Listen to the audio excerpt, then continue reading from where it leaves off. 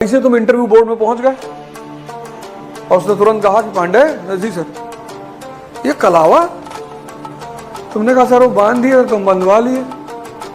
शिवलिंग में भी, शिवलिंग अगर बनती है तो उसमें भी वो 3 लाइनें ऊपर की और आंख बनाते हैं।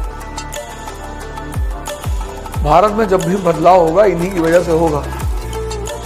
और अगर तुम पूरी हनुमान चालीसा पढ़ो, पूरा साइंस, इसीलिए भगवान राम ने जानबूझकर 14 साल के लिए लग्जरी छोड़ दी। वो जो जंगल गए ना, वो इसीलिए गए। और सिर्फ अपना ही नहीं गए जंगल, अपने बच्चों को भी आश्रम में पाला बाढ़ा। लौकुश, तभी तो लौकुश को इतनी पावर पैदा हुई कि हनुमान जी को बांध दिया।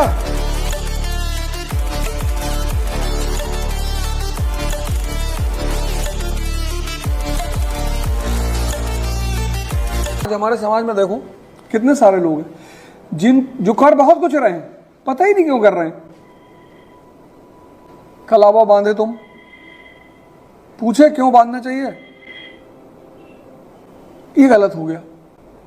अब ऐसे तुम इंटरव्यू बोर्ड में पहुंच गए और उसने तुरंत कहा कि पांडे जी सर ये कलावा।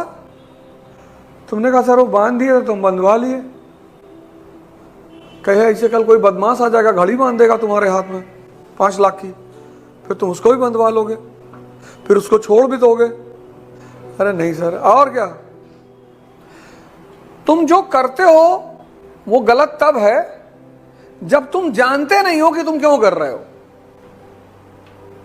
या तुम शंकर जी की पूजा करते हो, ठीक है, लेकिन अगर तुम नहीं जानते हो कि तुम इनकी पूजा क्यों कर रहे हो, तब तुम गलत हो। लॉर्ड शिवा, हनुमान जी, श्री राम,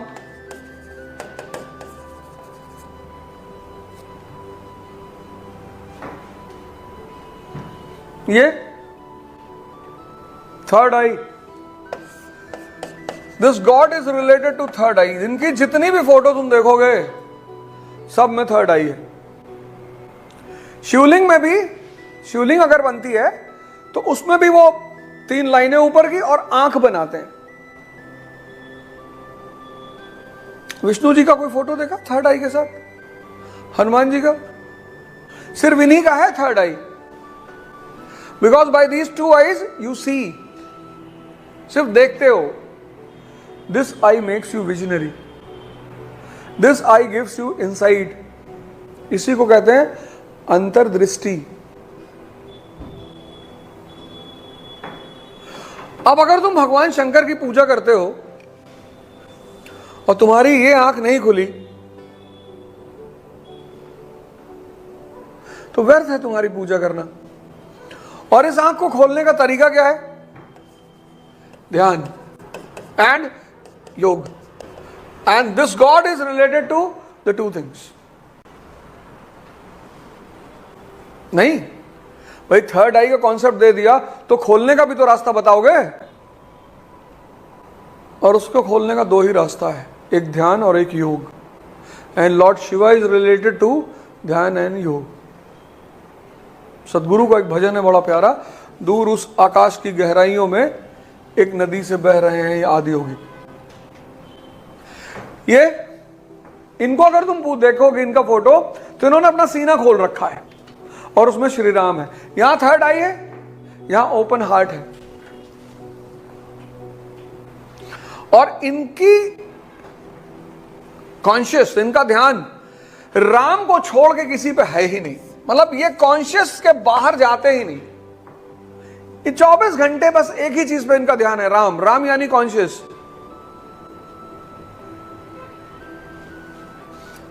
तभी तो इन्होंने सीना खोल के दिखाया कि सिर्फ राम है यहां, राम और सीता, बाकी कोई है ही नहीं। He is the God of meditation. बहुत बड़ी मूर्ति लगी है यहां करोल बाग वाले उस पे।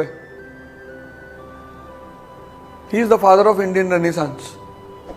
भारत में जब भी बदलाव होगा इन्हीं की वजह से होगा। और अगर तुम पूरी हनुमान चालीसा पढ़ो, पूरा साइंस, गुरु होना चाहिए, भगवान से मांगना क्या चाहिए, बल बुद्धि विद्या देह मोहि, तीसरी कोई चीज मांगनी ही नहीं चाहिए। Bhagwan Ram is the symbol of T+T, tyag and तपस्या।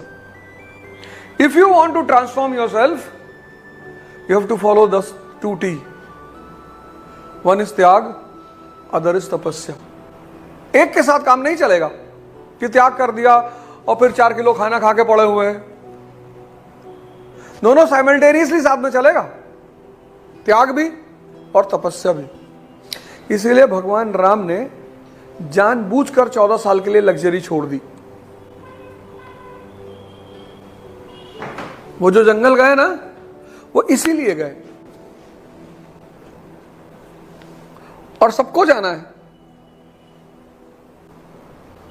राजा के बेटे हैं, बचपन से लग्जरी में रहे हैं, और सिर्फ अपना ही नहीं गए जंगल, अपने बच्चों को भी आश्रम में पाला बाढ़ा। लौकुश, तभी तो लौकुश को इतनी पावर पैदा हुई कि हनुमान जी को बांध दिया। ये तुमसे तपस्या की बात कही जाती है, वो इसलिए नहीं कही जाती कि तपस्या करोगे तो जन्नत मिलेगी, मजबूत होते चले जाओगे अंदर। अब चंद्रगुप्त वन ने गुप्ता डायनेस्टी की स्थापना की, और फिर स्कंदगुप्त के बाद, कुमारगुप्त के बाद इनकम्पिटेंट रूलर। अकबर ने 50 साल में मुगल साम्राज्य बनाया अपने बल पर। 1556 में कुछ नहीं था, और औरंगजेब के बाद फारूक सियार नंगे आता था दरबार में। इमेजिन करके देखना आज घर पे जाके कि राजा नंगे आ रहा है। जितने लोगों को लगता है कि हम गरीब घर में पैदा हुए हैं, उनसे बड़ा बेवकूफ इस धरती पे कोई नहीं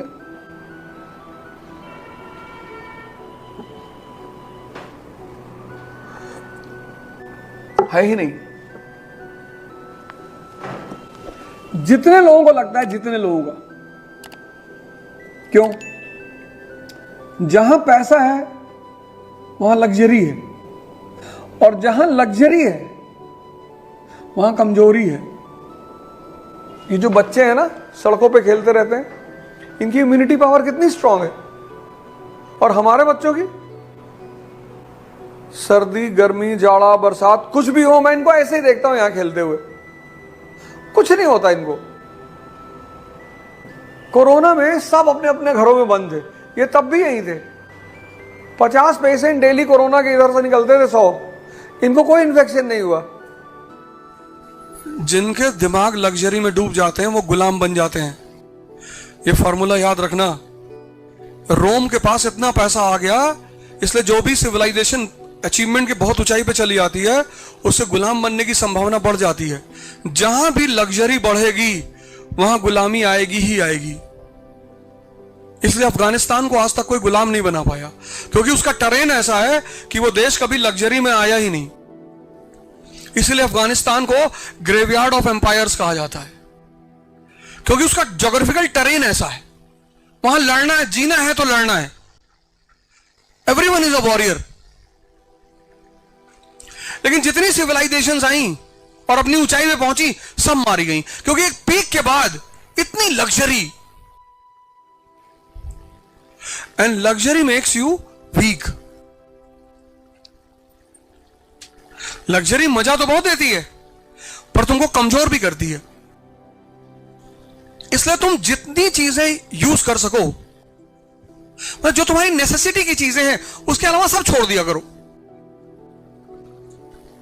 क्योंकि जीवन में लग्जरी काम नहीं आएगी, पावर काम आएगा।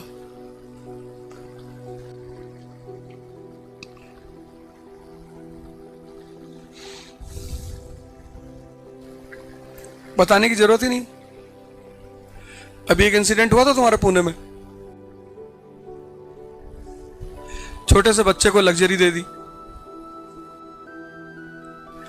कल रात में आया, हर चौराहे पे वो शराब चेक कर रहे थे, हमको भी रोका। हो जशार, अरे मैंने कहा मुझे पता था तुम लोग आज मिलोगे जरूर। अभी चेकिंग चल रही चारों तरफ, नाइट में सबको रोक लेते हैं।